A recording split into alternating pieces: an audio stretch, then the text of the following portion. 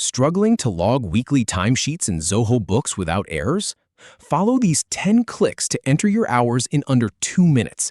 I'll show you the exact steps, from opening Zoho Books to saving your weekly log. Just follow along. All right, let's start by opening Zoho Books. You can find it in your app menu and click to launch.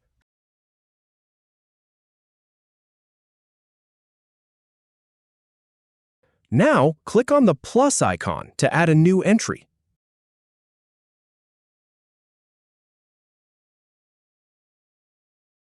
Then click on Weekly Log. Next, click Add New Row. Then click Select a Project. Pick Funnel Campaign from the list. Now click Select Task. Then select Design Marketing. Type the hours for the day. Finally, click Project Task to complete the entry. If you have any feedback or if any info is inaccurate, please leave a comment below. We'll do our best to answer or redo the video if needed. Thanks for watching.